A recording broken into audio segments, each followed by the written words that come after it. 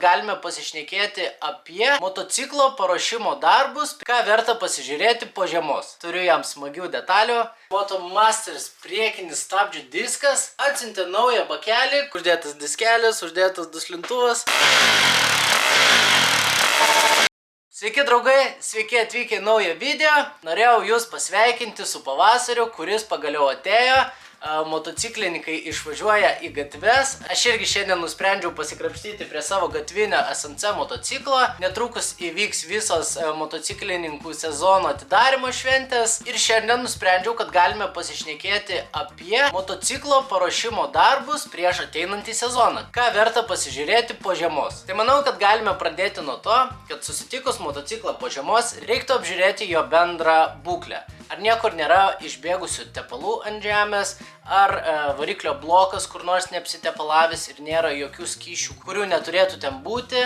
Gal po praeito sezono pamatėte, kad ir plasmasės kokios nors yra palūžę, ar kas nors liečiasi tarpusavį, tai būtinai pasižiūrėkit šitos dalykus ir tada galite pereiti prie tokių paprastų dalykų kaip lempos, pasižiūrėti ar veikia priekinė, galinė lempa, posūkiai mirksi, ar ilgosios lempos veikia, nes lemputės jau yra toks dalykas, kurios sudega arba po kurio laiko pradeda neveikti, tai reikia apsižiūrėti šitos dalykus iš pradžių. Antras dalykas, kurį svarbu pasitikrinti savo motociklui, yra akumuliatorius. Nesvarbu, ar akumuliatorius yra senas ar pirktas naujas, jo įtampą galite patikrinti su įtampos matuokliu. Mums nekartą irgi yra buvę, kai įsidedam visiškai naujutėlius akumuliatorius ir po sezono vėl pradėjus važinėti, jie tiesiog ima ir sugenda. Ir jeigu motociklas jau pradėjo kurtis sunkiai, netgi pakrovus akumuliatorių gerai, reiktų pasvarstyti apie jo keitimą. Kitas labai svarbus irgi dalykas, pasižiūrėkite į savo motociklo padangas. Padangos protektoriaus gylį galite pasimatuoti su slankmačiu arba tam specialiu įrankiu. Taip pat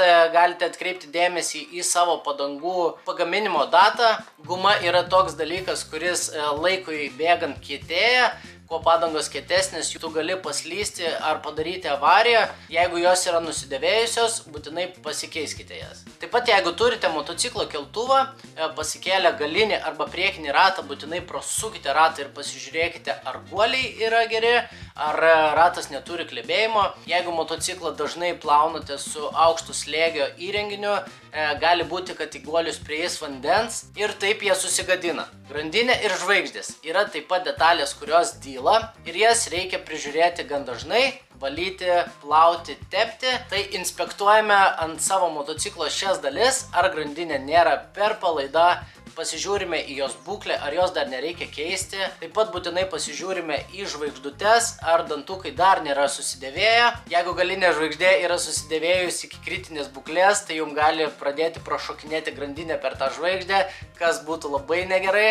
Grandinės tempimą galite pasižiūrėti pagal savo motociklo gamintojo manualą. Jeigu matote, kad šios detalės irgi pas jūs yra pasidėvėję, reiktų keisti poromis, sakykime, nekeičiame vienos galinės žvaigždės, bet keičiame ir priekinę, ir galinę. Dabar galime pasišnekėti apie tepalus. Aš asmeniškai motociklam visada prieš sezoną pakeičiu tepalą į visiškai naujų, net jeigu ir nepravažiuoju pilnai kilometražą. Geriau sezoną pradėti su nauju tepaliuku ir kad variklis dirbtų gražiai. Rekomenduoju tai daryti ir jums. Taip pat svarbu pasižiūrėti aušinimo skysčio lygį. Gamintojai rekomenduoja aušinimo skystį keisti kas 4 metus. Aš siūlyčiau tai daryti kas 2 metus. Jeigu antifrizo skystį keitėte nesenai, tiesiog užtenka pasižiūrėti jo lygį ir dapilti, jeigu trūksta. Taip pat norime, kad mūsų motociklai kvėpuotų grynų švariu oru. Reikia prisižiūrėti oro filtrus. Irgi rekomenduojama pasikeisti kas sezoną, bet jeigu daug važinėjate žvyrkeliais ir dulkėtais keliais, tas filtras apsineša gerokai dažniau ir reiktų į tai atkreipti dėmesį, nes jeigu filtras tampa užsinešęs ir pradeda visos dulkės eiti į variklį, taip galite sugadinti jį ir bus dar daugiau bėdų. Taip pat motocikluose yra ir kuro filtras. Tiesa, kuro filtrą siūlyčiau pasikeisti tada, kai išvažinėsite seną kurą, jeigu jo buvote palikę per žiemą. Jeigu esate visiškas pedantas kaip aš ir norite, kad motociklas veiktų visiškai puikiai, nepamirškite susitepti sankabos ir gazo trosų. Neretai susitepus sankabos trosą pastebėsite, kad jisai ir spaudžiasi lengviau, tiek gazas vaikšto lengviau ir daug maloniau. O jeigu jūsų motociklas turi hidraulinę sankabą kaip mano SMC, būtinai patikrinkite skysčio lygį, o jeigu matote, kad laikas keisti skystį, pasikeiskite ir jį. Visi mėgstame lakstyti, bet reikalui esant turime ir sustoti.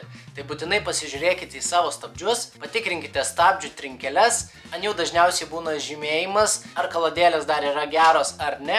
Ir jeigu matote, kad jūsų rezervore skystis jau yra juodas, būtinai pasikeiskite ir jį, kad stabdžiai būtų efektyvūs ir sustotume, kada reikia. Jeigu stabdydami jaučiate, kad motociklas pulsuoja arba stabdo netolygiai, pasitikrinkite savo stabdžių diskus, gali būti, kad jie yra linkę. Ir paskutinis dalykas būtų toks, kad motociklai vibruoja ir vibruojant atsileidinėja įvairūs varžtai.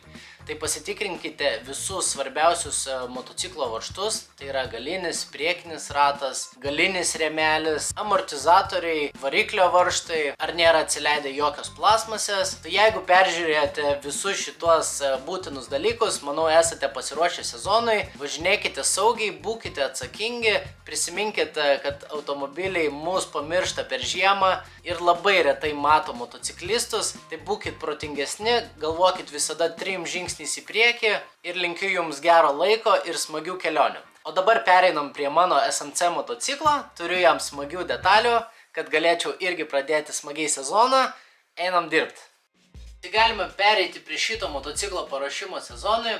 Jis, kaip žinot, yra gan naujas. Praeitų metų iš tikrųjų su juo pravažiavau tik 1500 km. Tai šitas motociklas iš esmės yra tvarkingas, visą žiemą stovėjo šildomam garaže. Bet, kaip žinot mane, aš mėgstu sezoną pradėti su kokiu nors projektu. Tai turiu šitam motociklui porą labai įdomių detalių. Tai pirmoji yra Motomasters priekinis stabdžių diskas. Su šituo disku aš važinėjau su savo Supermoto stunt motociklu.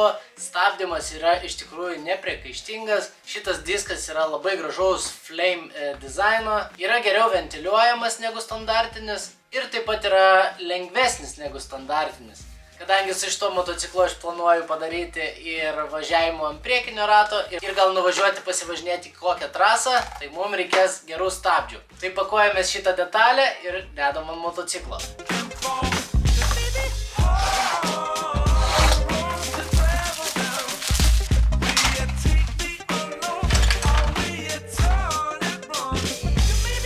Galima matyti, koks yra standartinis ir dabar dėsim šitą gražuolį. Kaip matot, jo šitas dizainas tikrai yra labai gražus. Tai manau, jisai čia labai įspūdingai atrodys priekį. Einam dėt.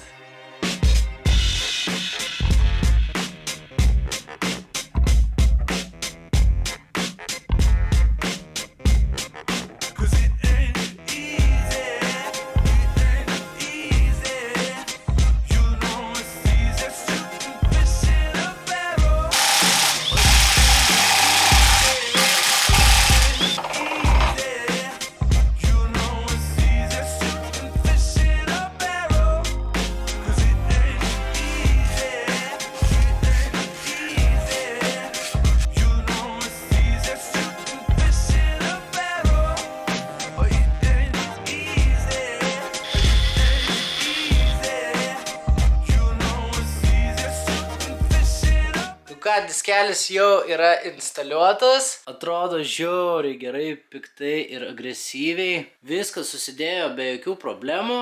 Visiškai boltoninė detalė, standartinis diskas tiesiog nusisuko, prasisregiavau skylės, nes juose buvo daug klijų privaryta, užtepiau naujų klijų ant varžtų, viską gražiai susukau ir va turim rezultatą. Labai įdomu kaip stabdys, labai noriu kuo greičiau išbandyti, bus labai įdomu, o dabar galime eiti prie sekančios labai svarbios detalės. Tai kaip matote, SMC motociklė turim labai didelį duslintuvą. Faktas tas, kad duslintuvai daromi dideli motociklam, kad jie praeitų visas emisijas, bet su šito duslintuvu negalim atskleisti viso gražaus šito vieno cilindro variklio darbo, dėl turim kitą.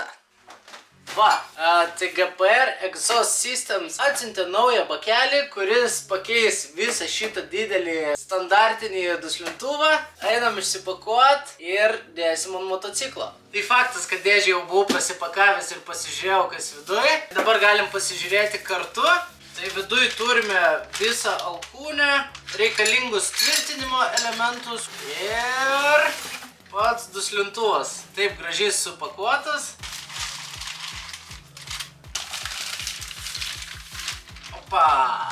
Tai turime tokį gražų bokelį iš Italijos, kaip matot, GPR Exhaust Systems. Jis gale čia turi DB killerį, aš net ir nežinau, ar jį išimsim, gal važinėsim taip. Čia va fainas užrašas, kad yra parašytas mano vardas, pavardė, motociklo modelis, duslintuvas yra Furore Evo 4 Nero. Nu, dėl šito modo aš esu labai excited, nes kaip ir sakiau, tas duslintuvas ir didelis, ir ne visai gražiai atrodo.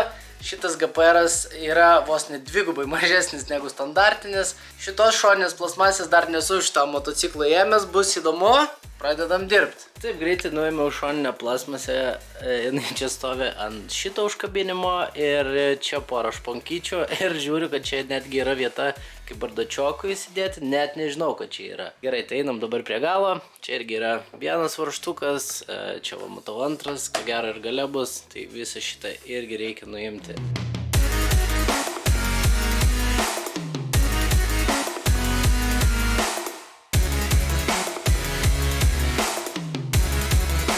Nu va, senas duslintuvas yra pašalintas ir dabar taip pakilojus, tai jaučiasi, kad jisai gerokai yra sunkesnis.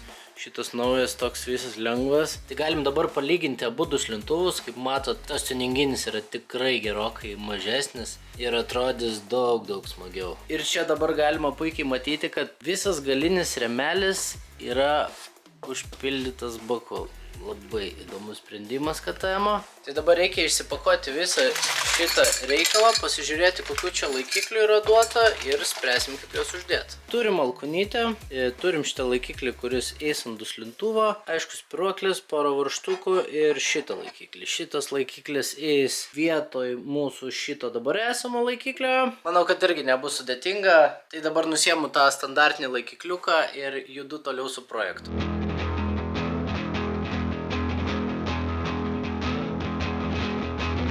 Taip, kad nereiktų grybauti ir viską sudėtume teisingai, visada pasižiūrėkite į manualą. Manualė parodytos visos detalės, kaip susideda tas duslintuvas, parodyta, kad yra katalizatorius, yra DB killeriai.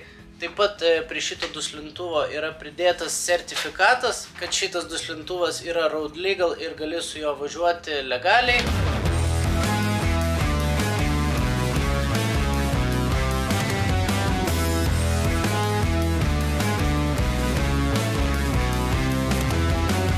Duslintuvėlis yra uždėtas, tai dabar reikia viską dasiveršti iki galo, susidėti plasmasės. Tai va dabar reikia prisiveršti tą varščiuką, uždėti spiruoklis ir viskas bus gerai.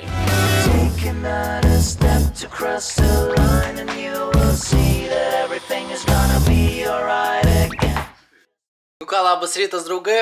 Motociklas vėl yra surinktas, uždėtas diskelis, uždėtas duslintuvas. Galim stumtis į lauką, užvesti, paklausysim, kaip dirba su nauju duslintuvu, labai įdomu.